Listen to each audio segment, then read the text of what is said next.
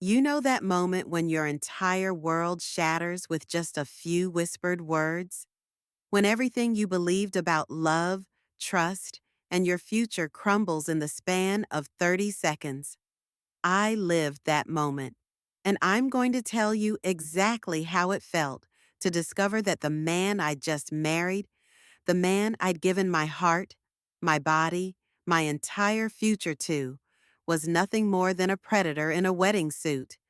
It was our honeymoon night, the Ritz-Carlton in Maui, presidential suite, champagne still bubbling in our glasses from dinner.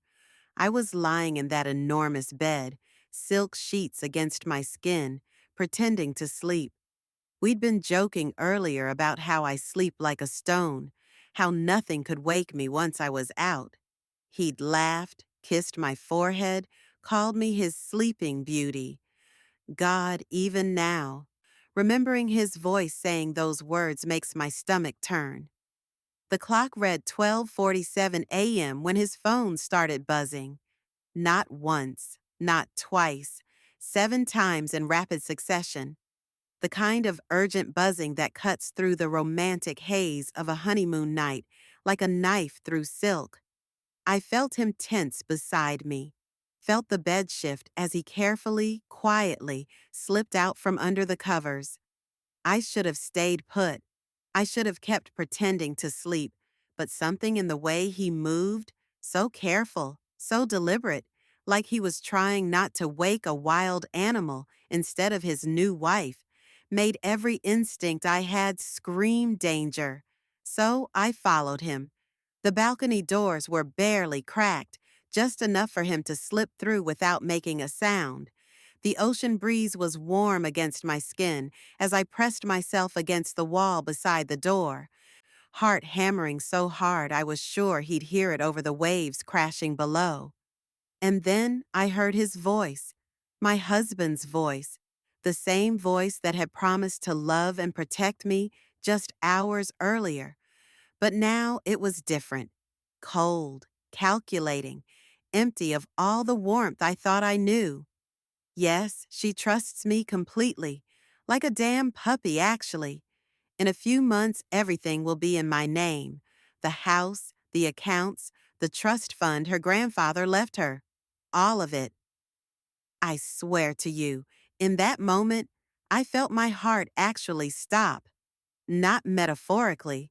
I felt it stop beating, felt the blood freeze in my veins, felt the world tilt sideways like I was going to fall right off the edge of it.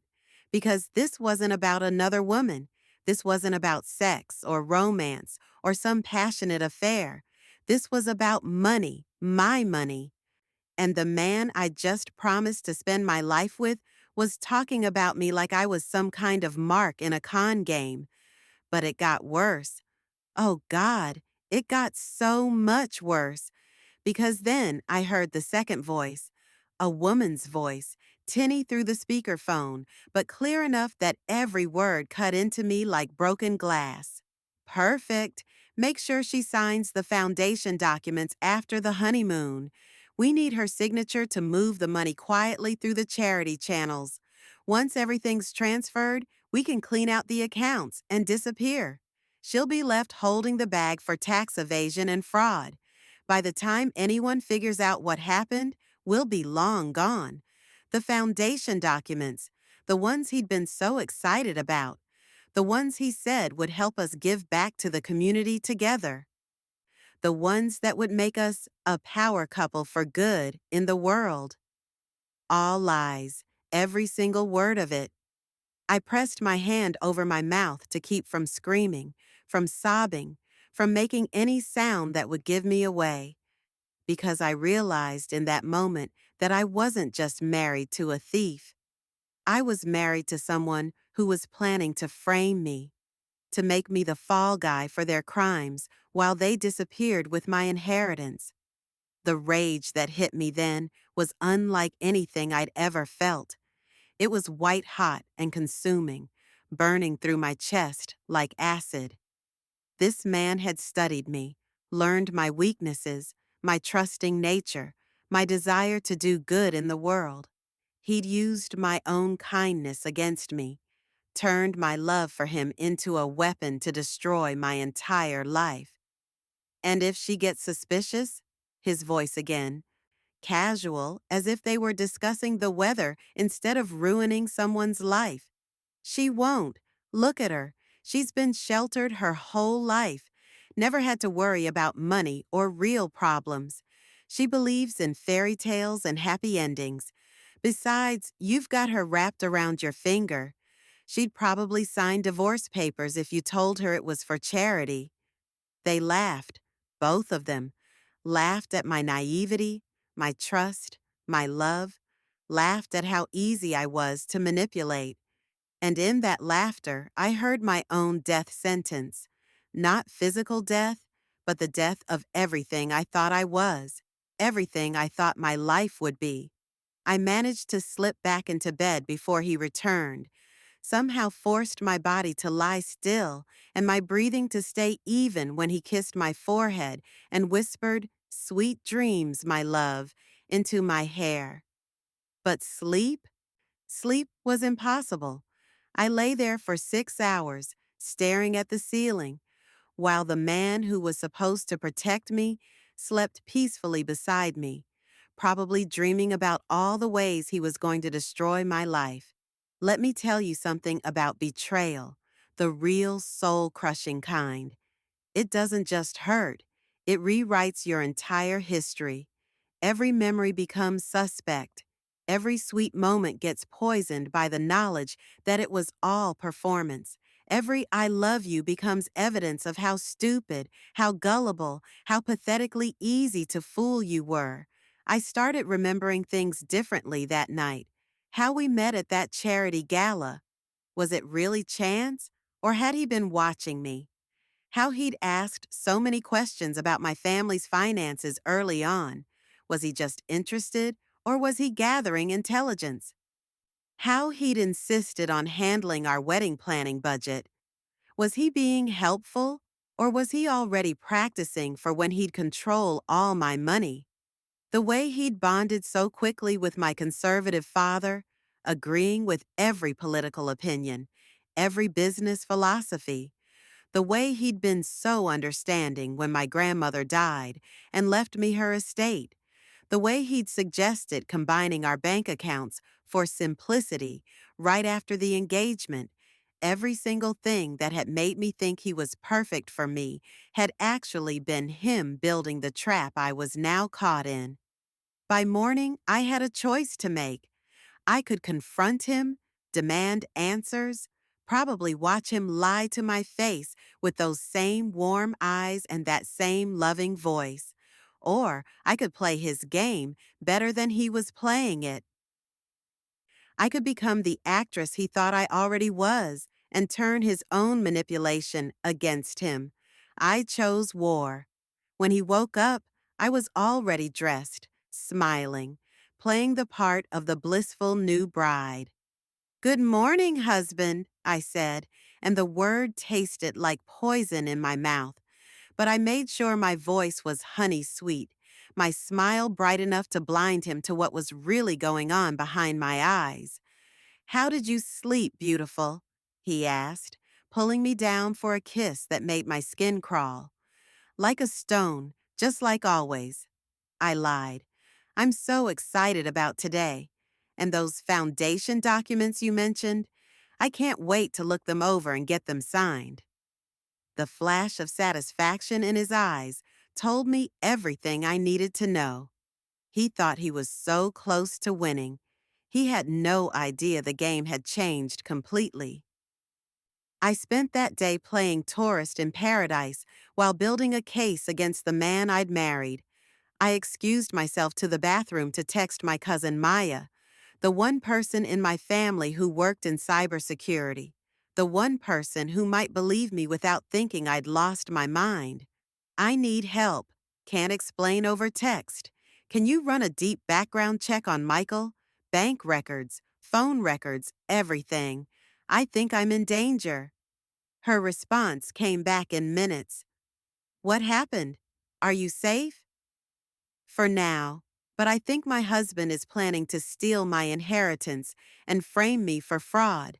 I'll call you tonight when he's asleep. The rest of that day was the longest of my life, sitting by the pool, pretending to read while watching him take more mysterious phone calls, smiling through dinner while he ordered the most expensive wine and talked about our beautiful future together, dancing with him on the beach while his hands on my waist felt like chains instead of an embrace. Every touch was violation. Every kiss was theft. Every I love you was another nail in the coffin of the woman I used to be. That night, while he showered, I called Maya. Jesus Christ, she whispered after I told her everything. Okay, first, don't sign anything, nothing, not even a birthday card. Second, I'm going to need access to your email accounts, bank statements, everything. If this is what I think it is, they've probably already started setting things up in your name. She was right. Over the next hour, she walked me through accessing accounts I didn't even know existed. Credit cards opened in my name, business registrations, charity foundations, all with my signature or very good forgeries of it. They've been planning this for months, Maya said, her voice tight with anger. Maybe longer. This isn't some spur of the moment thing. This is organized, professional, and you're not the first victim. That's when she told me about the second phone. A phone registered in my name, with a service plan I was supposedly paying for, with calls to numbers in offshore banking havens and known money laundering operations.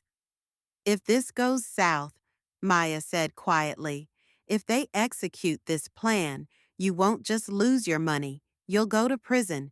They've built a paper trail that makes you look like the mastermind. I hung up that call and sat in the bathroom, knees pulled to my chest, shaking with a rage so pure and focused it felt like power. This wasn't just theft. This was attempted murder, the murder of my future, my freedom, my entire life. The next morning, Michael was extra attentive, extra loving, extra eager to please. He brought me coffee in bed, suggested we extend our honeymoon, talked about all the wonderful things we do with our foundation when we got home. I've been thinking, he said, fingers tracing patterns on my arm. Maybe we should sign those documents today. Get them out of the way so we can just focus on enjoying ourselves. Absolutely, I said, matching his smile with one of my own. I trust you completely. If only he could have seen the thoughts behind that smile. If only he could have felt the fury building in my chest, the satisfaction of knowing I was about to destroy his entire plan. The rest of the honeymoon was a master class in performance. I played the part of the trusting wife while secretly documenting everything, every suspicious phone call, every time he pushed me to sign papers, every moment when he thought I wasn't paying attention and let his mask slip just a little. I noticed the man at the hotel bar who kept staring at us. I noticed how Michael steered our conversations away from my friends and family.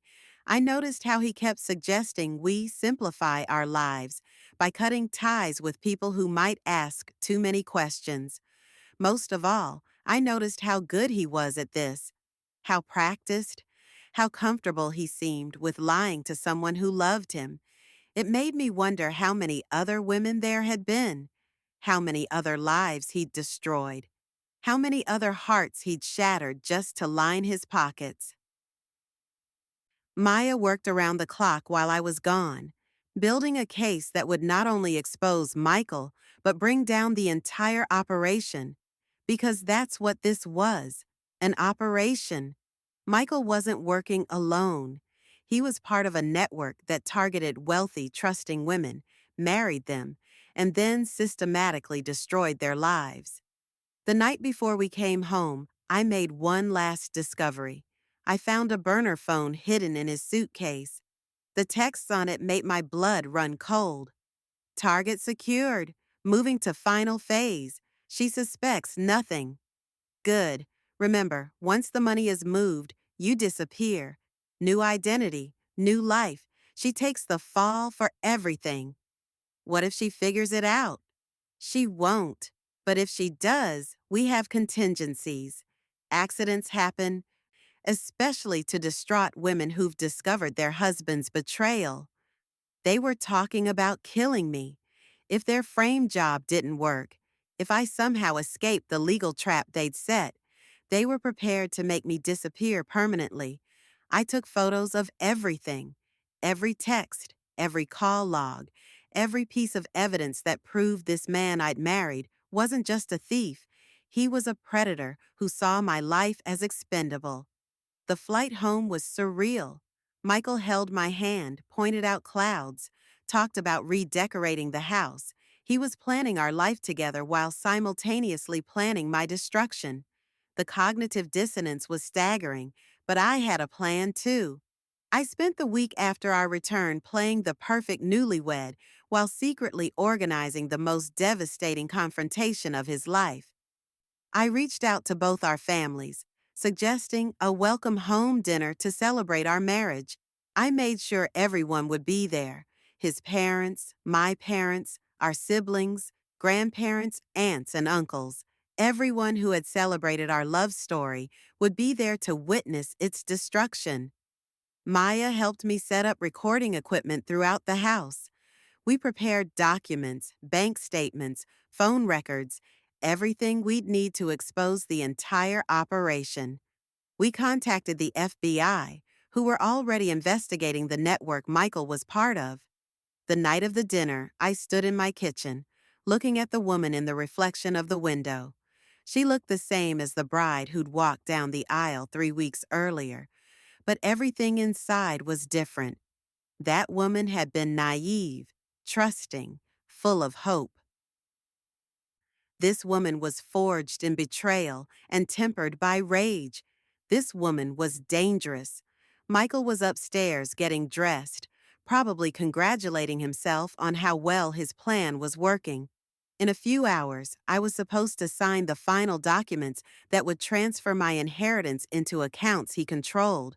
He thought he was minutes away from winning. He had no idea he was about to lose everything. The family started arriving at 7. Michael played his part perfectly: the loving husband, the gracious host, the man who'd swept their daughter off her feet and given her the fairy tale wedding she'd always dreamed of. He was charming, funny, attentive. He was everything they thought he was. For 45 minutes, I let him perform. I let him bask in the approval and love of people who thought he was family now. I let him feel safe and confident and completely in control. And then I destroyed him. "Before we eat," I said, standing up with a glass of champagne, "I wanted to share something with all of you, a recording I made during our honeymoon." The look on Michael's face when I pressed play was something I'll treasure forever. Confusion first, then recognition, then pure, undiluted terror as his own voice filled the room. Yes, she trusts me completely, like a damn puppy, actually. In a few months, everything will be in my name. The silence that followed was deafening. 24 people staring at Michael like they'd never seen him before. Because they hadn't.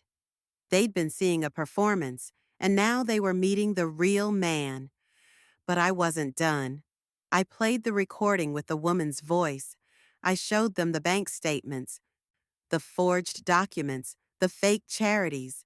I showed them the burner phone with its threats and its casual discussion of my murder. "This is the man I married," I said, my voice steady despite the rage burning in my chest. "This is the man you welcomed into our family. This is the man who was planning to steal everything I have and then frame me for fraud. And if that didn't work, he was prepared to kill me."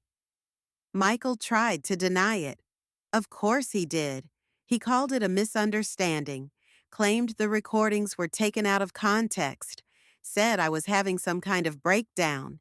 He was smooth, convincing, desperate, but evidence doesn't lie. And I had mountains of it. His mother started crying. His father looked like he'd aged 10 years in 10 minutes. My family was stunned into silence, trying to process how completely they'd been fooled. The FBI agents I'd invited to dinner chose that moment to make their entrance. "Michael Harrison," the lead agent said, "you're under arrest for conspiracy to commit fraud, identity theft, and conspiracy to commit murder." Watching him get handcuffed in my dining room, surrounded by the wreckage of his lies, was the most satisfying moment of my life, but it was also the most painful, because this was the man I'd loved, the man I'd given my virginity to, the man I'd dreamed of growing old with. That man had never existed. The aftermath was brutal. The media picked up the story. "Bride exposes husband's murder plot at family dinner" was the headline that followed me for months. I had to testify before grand juries, cooperate with federal investigations, relive the betrayal over and over again for lawyers and agents and judges. Michael's organization was massive. Dozens of women, hundreds of millions in stolen money, lives destroyed across multiple states. I wasn't his first victim. I wasn't even his most recent. I was just the one who figured it out in time. The worst part wasn't the betrayal itself. It was how it poisoned everything that came before. I couldn't look at our wedding photos without seeing the calculation in his eyes. I couldn't remember our first kiss without wondering if he'd practiced those exact movements on his previous marks.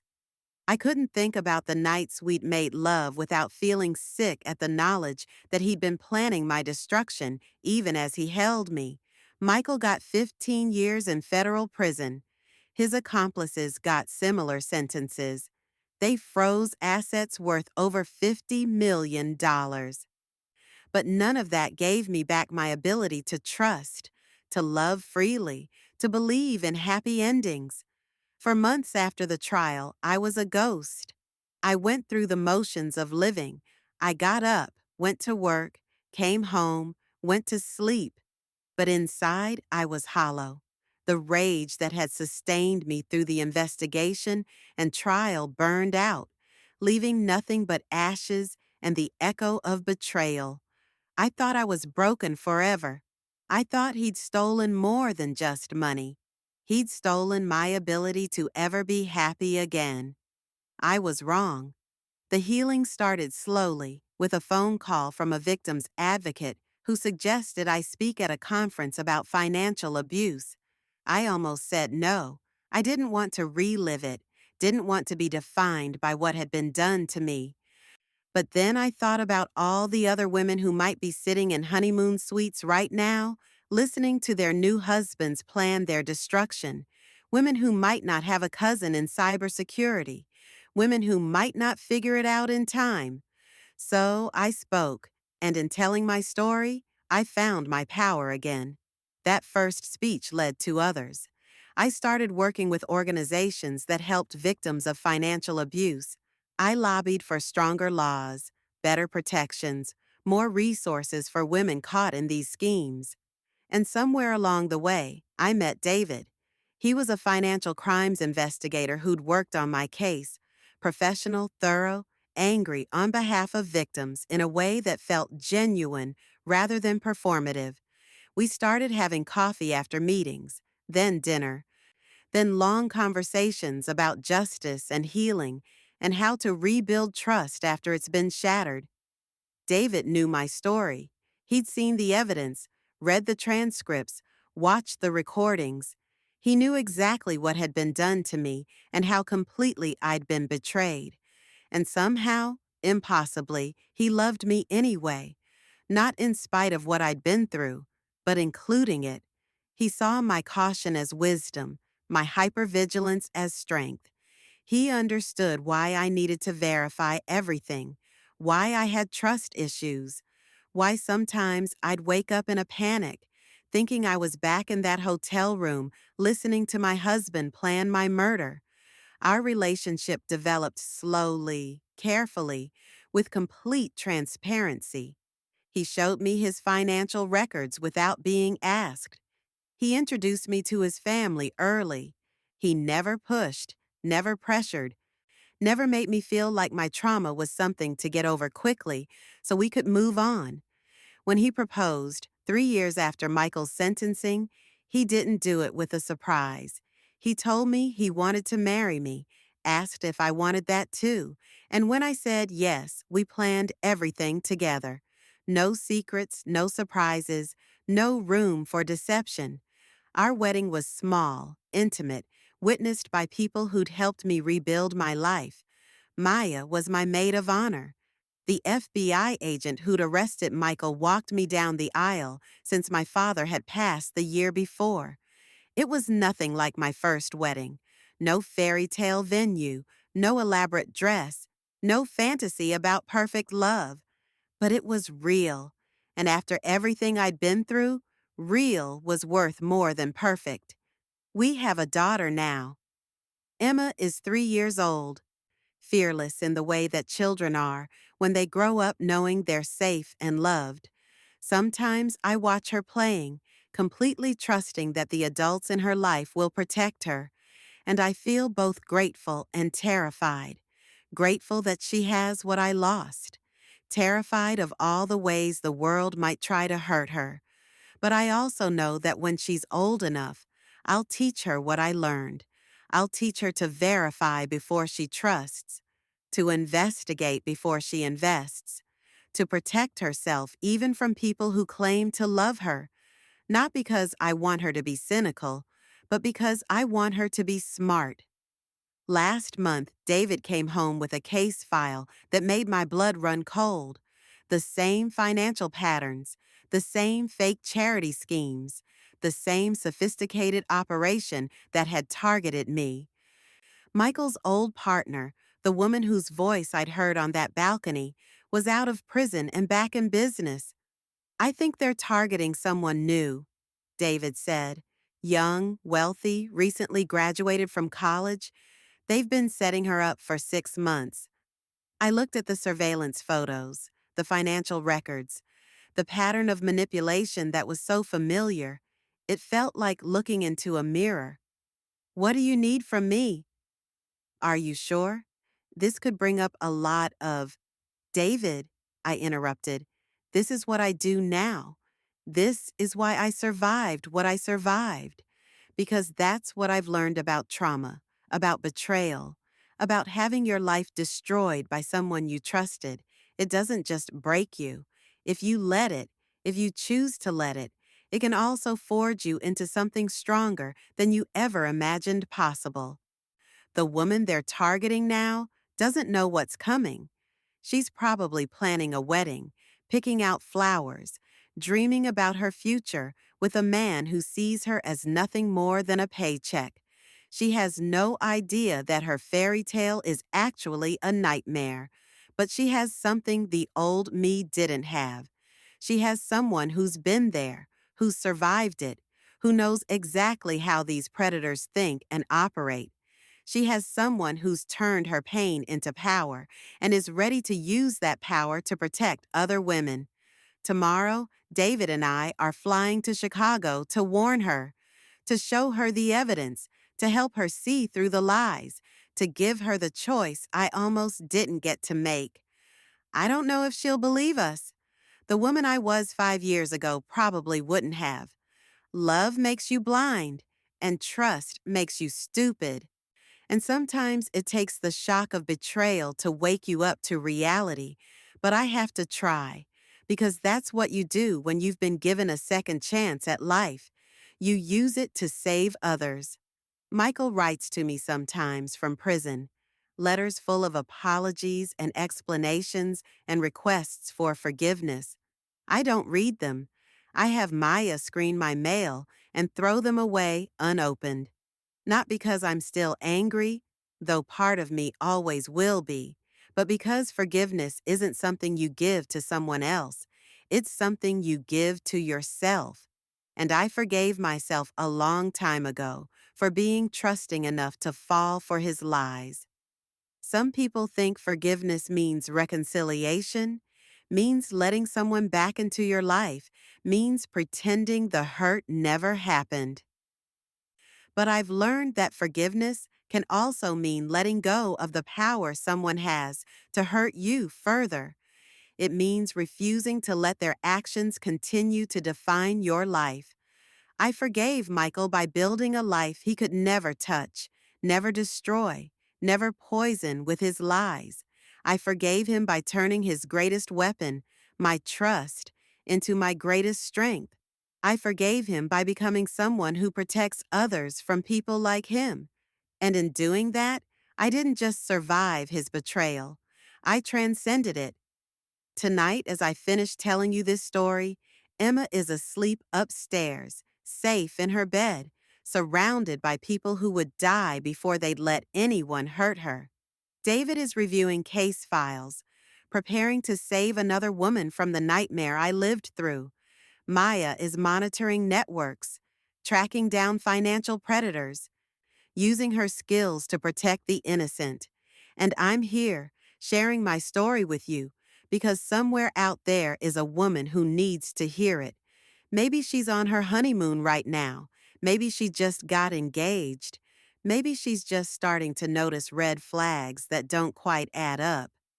If that woman is you, if something about this story feels familiar, if the man you love has been asking too many questions about your finances, or pushing too hard for access to your accounts, or trying too hard to isolate you from the people who might ask uncomfortable questions, please listen to me.